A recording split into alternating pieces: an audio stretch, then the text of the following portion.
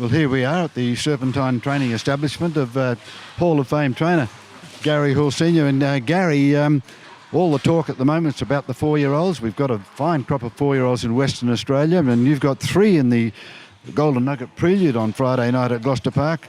One Off the Light first up, Rob Starr first up, and Ben Hope Rules. The 3 of them haven't drawn all that well. No, they've drawn bad, Ken. I don't think they can possibly win. The one horse and Jack Mack look to be the chances. Ben Hope Rules wasn't a bad run last week in the 4-year-old championship. He ran 4th and he had every chance. It was driven perfectly and... It was a fair run. He sat on the fence, but he... Yeah, he's that type of horse. Okay. Yeah, but, that's high-class horses and, the pressure might have been a bit too much. Coming out a little bit doesn't suit him. He's better off when he doesn't do anything out of the gate. So I'm hoping that he goes well, but I wouldn't think any of mine could play a part. I think One Off the Light and Rob Stark definitely need the run. So I put them in hoping to get a barrier draw with one of them, but we didn't get one. So looks like we're only going to get Ben Hope Rules on his 4th, should get into the Golden Nugget, I think. And that's about it for me in the Ideal Liner, of course. Yeah, well, but just before we talk about Ideal Liner, One Off the Light, last start back in June, won a $100,000 Group 1 event. So how's he progressed since his spell? Yeah, that's the benefit of breeding Westbred horses, isn't it, Ken? You can win that good money with horses that are, not that good. He's a nice horse, but he's progressed pretty well. He's working reasonably well, but I think this is a bit too hot for him. And talking about hot, what a hot run it was of Ideal Liners in the Prelude last week. Flashed home to run a great second to the Boom New Zealand horse in the Bonds horse, Anna Malik. And Ideal Liner, you must have been thrilled. Only his 3rd start in the race. Yeah, I was thrilled, yeah, because I put him in there. I wasn't going to race him in that race. I wasn't going to race him in the 4-year-old races. I thought he was a bit inexperienced, so at last minute I put him in, and when he drew 10, I was, thank God he's drawn 10, because that means he doesn't have to do much. Gary said he nearly lost him out of the gate. That's why he missed the leaders back.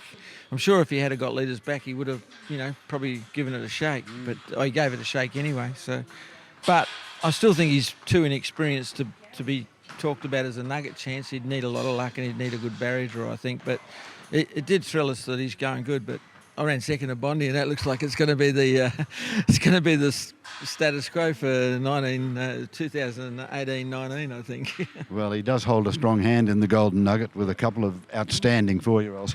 Now, Gary, 8 seconds the last 2 Friday nights at Gloucester Park. No winners. This week, I think the tide's going to turn.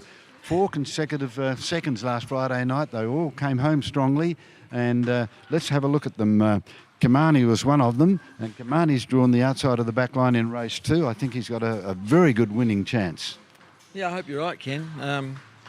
Seconds are all right, I suppose. Like the good money for the owners and it pays the bills. So, I haven't been unhappy with the way the horses are going. It's just that barrier draws and that sort of thing can beat you. And I think Kamani's got a bad barrier draw, but there looks to be a little bit of pace on that race, and I'm sure he's a winning chance because he went pretty good the other day when he ran second.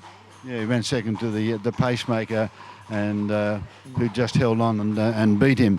Then we go down to Campora, drawn barrier 4 in race 3. No. I'd say no hope. He's got to draw 1 or 10, and then he's some sort of chance of earning money. But from that draw, I think he's out of that race.